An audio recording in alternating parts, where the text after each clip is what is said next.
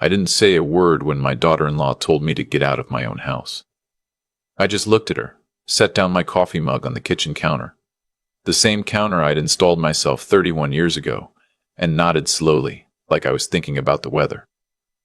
She took that as agreement. She was wrong. My name is Walter, and I'm 63 years old.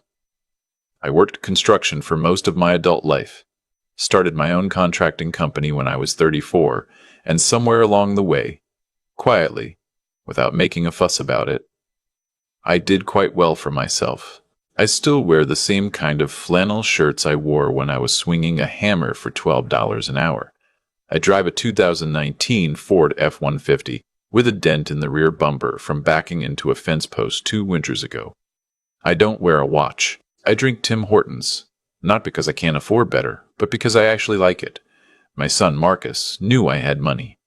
He knew I owned the house we were standing in, a 4-bedroom property on the edge of Muskoka, on a quiet lake about 2 hours north of Toronto. He knew I'd been doing well, but I don't think he understood the full picture. And his wife Renata definitely didn't. Renata had decided sometime in the past year that she didn't much like me. I couldn't tell you exactly when it started. Maybe it was the Christmas before last, when I showed up in my truck instead of something newer, and she made a comment under her breath that I wasn't supposed to hear. Maybe it was earlier than that. What I do know is that by the time she stood in my kitchen and told me I had 48 hours to vacate the property, she had been building up to it for a long time. She'd done the math in her head. She'd decided that an old man in flannel, driving a dented pickup, couldn't possibly afford a lawyer or a fight. She'd decided I was easy. I want to back up a little, because this story doesn't make sense without context. Marcus is my only child. His mother, my wife Patricia, passed away from cancer 11 years ago. She was 51. After she died, it was just the two of us for a while. Marcus was 22, just finishing his degree at Western, and I threw myself into work the way men of my generation tend to do when they don't know how else to hold themselves together. We weren't especially close in those years. I'm not proud of that. He was grieving, and I was grieving, and neither of us was particularly good at talking about it. He met Renata about 4 years after Patricia died. She was sharp, ambitious, beautiful in the way that makes you slightly nervous. She had a good job in finance in Toronto, and she knew how to walk into a room. I tried to like her. I did like certain things about her. In the beginning, she was organized. She was direct. She clearly made Marcus happy, but there was always something underneath it.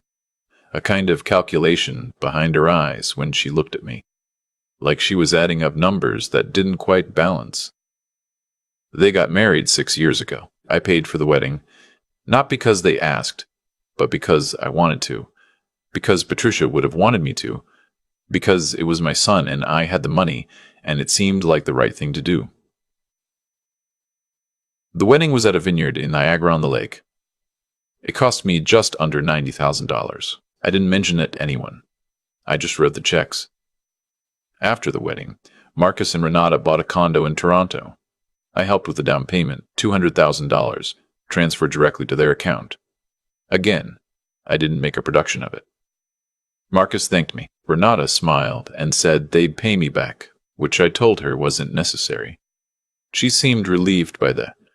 A couple of years later, they had a daughter, my granddaughter, Claire. She is 4 years old, and she has Patricia's eyes, and she is, without exaggeration, the best thing in my life. When Claire was born, I set up a registered education savings plan for her immediately, $50,000 to start, with automatic contributions every month. I didn't tell Renata about the full amount. I mentioned I'd opened in her Spart. She nodded, distracted. What Renata didn't know, what she'd never bothered to ask about, was the broader picture. Over 30 years of running my contracting company, I had done well. Not flashy well. Not yacht and vacation home well. At least not in any obvious way. But I had been careful and consistent, and I had invested steadily since I was in my late 30s. The Muskoka property was paid off. I owned 4 other properties in Ontario, 2 in the Barrie area, 1 in Kingston, 1 a small commercial building in Hamilton that I leased to a physiotherapy clinic.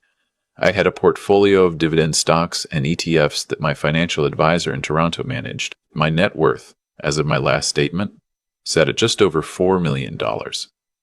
I lived like I made $60,000 a year. This was a choice. Patricia and I had talked about it often. The way money changes people's expectations. The way it makes certain kinds of love conditional. We'd seen it in her family.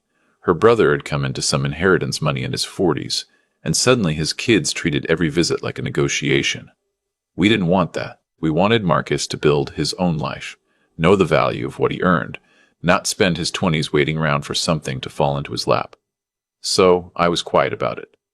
I helped when I could, when it felt right, when I wasn't being asked in a way that made my stomach tighten. The request, when it came, was not the right kind of asking. It started with a dinner, about 8 months before everything fell apart.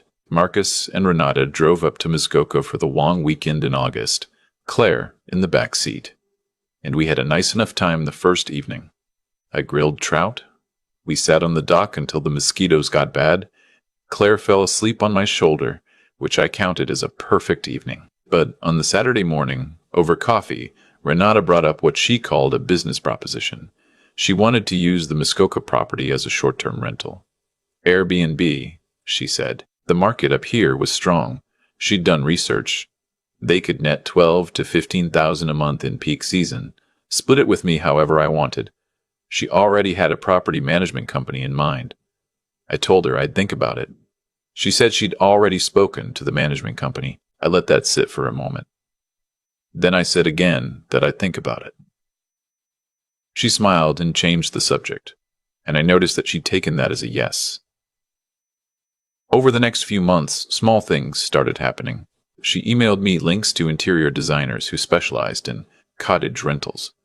She forwarded me a document from the property management company with a draft contract already filled out with the address of my house. She and Marcus came up again in October, and she walked through the property with her phone out, taking photos.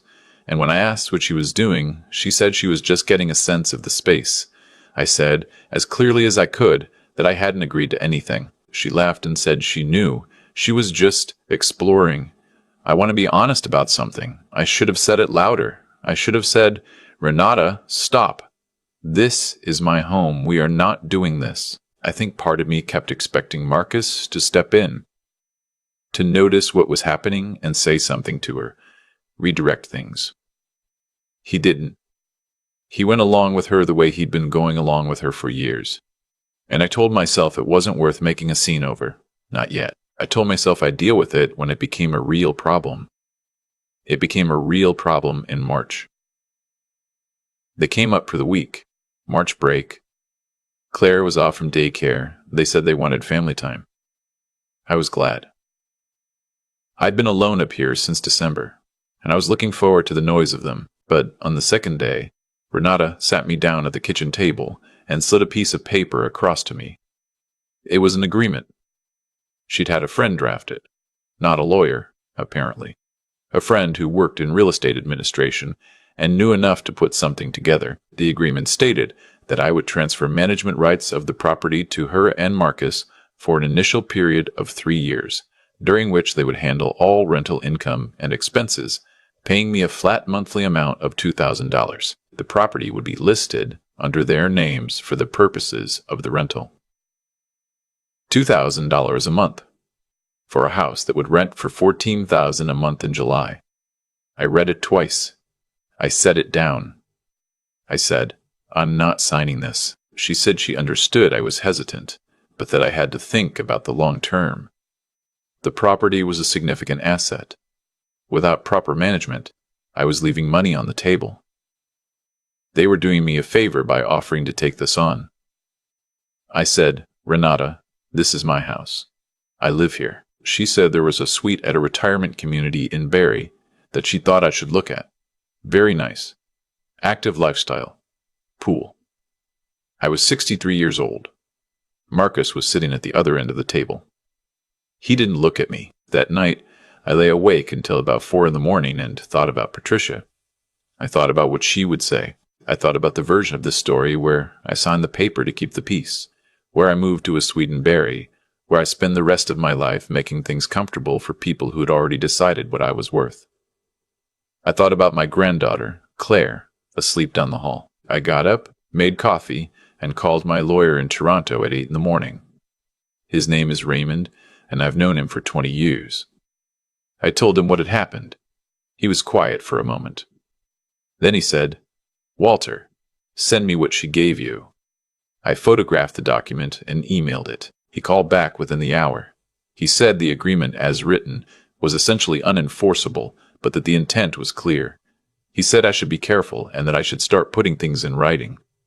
I did something else too. I called my financial advisor and my accountant, and I spent that week getting a very clear picture of everything I owned and how it was structured. I updated my will, which I hadn't looked at properly since Patricia died. I moved certain assets. I had a conversation with my accountant about transferring the Barry properties into a holding company, which I'd been meaning to do for 2 years anyway and hadn't gotten around to. By the time Marcus and Renata left at the end of the week, I had done a lot of thinking. I hadn't said anything to them. I helped carry Claire's things to the car, buckled her into her seat, kissed the top of her head. Renata said she hoped I'd reconsider. I said I'd be in touch. 3 weeks later, they came back, this time just Renata. Marcus was at work, she said, but she wanted to sort things out, she said. She let herself in with the key Marcus had. She had a different version of the agreement. A lawyer had looked at it this time, she told me, and it was all very straightforward. I made coffee. I read the new version. I asked a few questions. Then I said, "Renata, I'm not going to sign this, and I need the key back." She stared at me. I said it again. "I need the key back, please." She said she didn't have to give it back. She said Marcus's name was on the key. I said Marcus's name was not on the property or in anything related to it, and that if she didn't hand over the key, I would have the locks changed that afternoon, which I would be doing anyway as a precaution. I was very calm when I said this. My voice didn't change. She put the key on the table. Then she said, "Walter, I really think you should consider what kind of relationship you want to have with your son." I thought about that for a moment. I said, "I'd like a relationship where people knock before entering my home." She left. I changed the locks. That evening, Marcus called. I could hear the tension in his voice, that particular flatness he gets when he's had an uncomfortable conversation and doesn't know how to process it. He said Renata was upset. He said I was being unreasonable. He said the agreement was actually a good deal for me, and he didn't understand why I was making this difficult. I asked him if he had read the agreement. He paused. He said he'd looked it over. I asked him if he thought $2,000 a month was fair for a property worth what mine was worth. He said it wasn't about the money. It was about working together as a family. I told him I loved him. I told him I wasn't signing anything. I told him we could talk more when everyone had settled down. He said something then that I've turned over in my mind many times since. He said, "Dad, you need to start thinking about what happens to all of this when you're gone. Renata's just trying to help you plan." I said, "Marcus, I'm 63, not 93. I've been planning for 30 years. I'll be fine." He hung up. For the next 6 weeks, I didn't hear from either of them. No calls, no texts. I sent a card for Claire's birthday with a check inside for her, which I imagine went into their account. I don't know if she got a present from me or not. Then, on a Tuesday morning in May, I heard a car in the driveway. I looked out the window. It was a car I didn't recognize. A moment later, Renata came around to the front door with a man I didn't know. She knocked. At least she knocked. At least she knocked. I'd opened the door. She introduced the man as a contractor. She said they were going to take some measurements. She said the renovation was going to take most of the summer, and she understood this was disruptive. But these things had to be done. I said, "I'm sorry. What renovation?" She said she'd explain this in her email. I said I hadn't received any email about a renovation of my property. She said, "Walter, I think it would be easier for everyone if you found somewhere else to stay while we get this sorted. There are some very nice options in Barrie." The contractor looked at his shoes. I said, "I'd like you to leave, both of you." She said, "Walter." I said, "You are not the owner of this property. This man has no right to be here. I am asking you to leave." They left. The contractor looked relieved. I went back inside and sat down at my kitchen table for a long time. I looked out at the lake. The ice had gone out 2 weeks ago, and the water was that particular shade of dark blue it gets in the cold water days before summer. A loon was out near the far shore. I picked up the phone and called Raymond. I said, "Raymond, I think it's time." He knew what I meant. We'd talked about this. He said, "I'll have the paperwork to you by end of week. I'm going to be honest with you about what happened next, because I think this is the part that matters. I didn't do what I did because I was angry. Or not only because of that, I did it because I understood, finally and completely, what was happening." Renata had decided that I was an obstacle, an old man sitting on assets who didn't know how to properly maximize what he had. She had decided that Marcus's inheritance was already hers to manage. She had decided that my preferences, my comfort, my home were negotiable. She had run the numbers, and the numbers had told her I wouldn't fight back. She had never once asked me about my life, about what I'd built, or how, or what it meant to me. She had looked at the flannel shirts and the Ford truck and the Tim Hortons cup, and she had made her calculations. She hadn't looked any further. That was her mistake. Raymond filed a formal notice of trespass with the property addresses and sent copies to both Marcus and Renata's Toronto address. He also sent a letter outlining that I was the sole registered owner of the Muskoka property and 4 other properties in Ontario, held partially through a numbered company, and that any further attempts to access, renovate, list, or in any way interfere with said properties would result in immediate legal action. He attached a summary of my financial position. Not everything, just enough. A number with 7 digits. A list of assets. I also contacted my accountant and updated the beneficiaries on all registered accounts. Claire remained the primary beneficiary of her respect. My estate, previously split evenly between Marcus and a handful of charities, was restructured.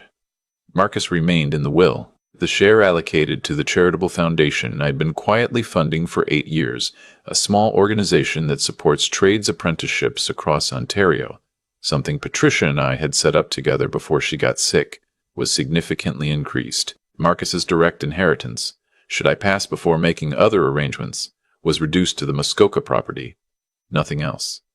And that, as the will now specified, was conditional on his primary residence remaining outside the property for my lifetime. I also quietly listed 2 of the Barrie properties for sale, not because I needed to, but because I'd been meaning to simplify my portfolio, and it seemed like a reasonable time. Marcus called the day he received Raymond's letter. He didn't sound angry. He sounded like someone who has just opened a drawer expecting to find something familiar and found something else entirely. He said, "Dad, I didn't know about the other properties." I said, "I know." He said, $4 million? I said, "Closer to 4.2 at the last statement." There was a very long silence. He said, "Why didn't you ever tell me?" I said, "Because it wasn't information you needed to make a life. You had everything you needed. You had the education. You had the down payment. You had the wedding. What you did with your life after that was supposed to be yours." He was quiet again. Then he said, "Renata didn't know any of this." I said, "No, she didn't."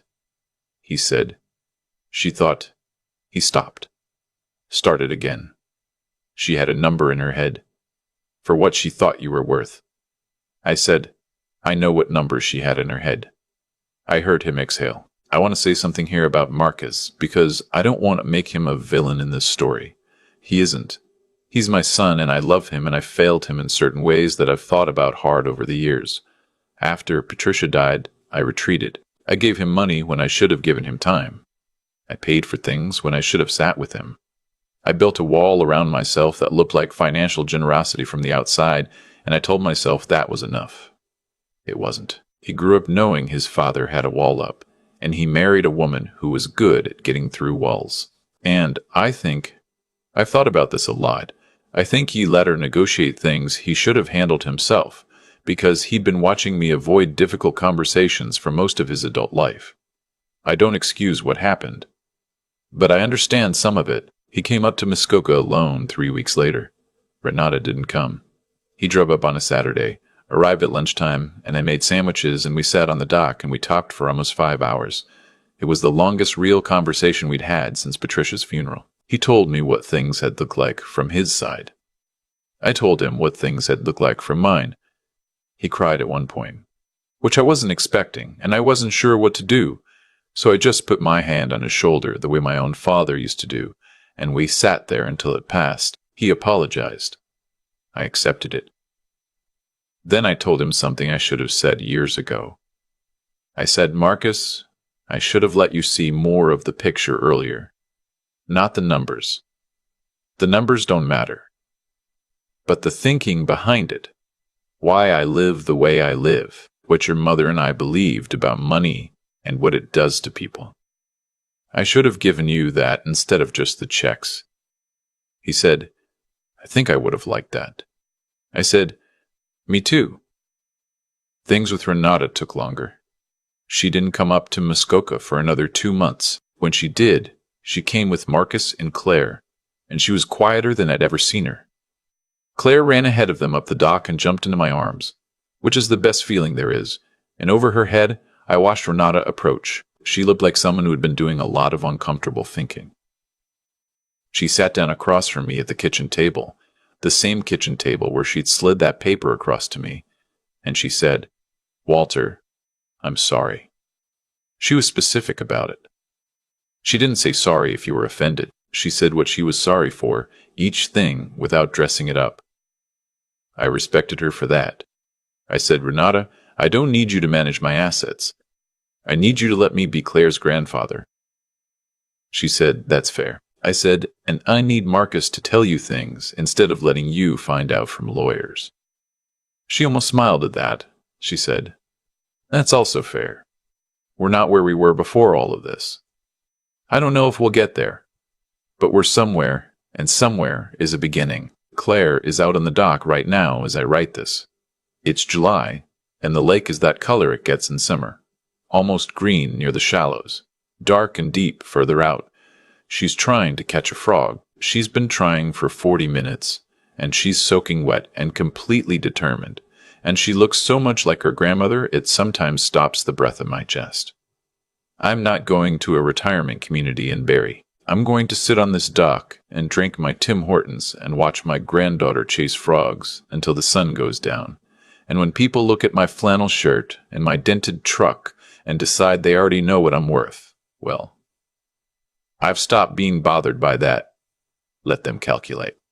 People have asked me, since I've told parts of the story to a few people I trust, whether I feel bad about how things unfolded, whether I wish I'd handled it differently, whether I regret the months of silence, the lawyer's letter, the look on Marcus's face when he found out the number. Honestly, I regret the years before all of it more than anything that happened after. What I've come to understand, sitting on this dock with my coffee going cold, is that what Renata did wasn't really about greed. Not at the root of it. It was about information. She built a picture of me from what she could see. The truck, the shirts, the way I didn't talk about money. And she made decisions based on that picture. She wasn't entirely wrong to gather information. She was wrong about what she did with it, but the gap between what she assumed and what was real, I helped create that gap. I kept it wide on purpose, and I never thought about the consequences of that choice for the people around me. It is a version of Walter who sits his son down at 30 and says, here's what I built, and here's why I built it this way. Here's what your mother and I believed. Here's what I want for you. That Walter has a different story. I don't know if it's a better one, but it's different. Instead, I handed Marcus checks and called it love. And I left him to draw his own conclusions about who his father was. He drew some wrong ones. I can't be surprised by that. What I keep coming back to is this. The choices we make quietly, over years, accumulate into something. They become the conditions other people have to live inside. Renata didn't arrive at my kitchen table with that paper out of nowhere. She arrived there because I had never given anyone a clear enough picture of where the lines were. I had mistaken privacy for wisdom and silence for strength. And at 63, I was sitting across from my daughter-in-law, watching her hand me a document that said, essentially, that I didn't matter enough to ask. That's not entirely on her. What I did after, the locks, the lawyer, the restructured will, I don't regret any of it. Not because I wanted to punish anyone, but because the alternative was to keep pretending. To sign a piece of paper, to keep the peace and spend the rest of my life resenting it. I've seen men do that. I watched my own father do a version of it. It doesn't make anyone happier. It just moves the unhappiness around. Marcus and I talk now in a way we didn't before. That part is real, and it matters more to me than the properties or the portfolio or any of it. He knows who his father is now, not the number, the thinking behind the number, the why of it. That's what I should have given him 20 years ago, and I'm grateful we got there, even if the road was ugly. Claire caught a frog last Saturday. She carried it around for 20 minutes and then let it go at the edge of the dock because, she said, it probably missed its family. She's 4 years old and she already understands something it took me decades to learn. You can hold something tightly your whole life and still know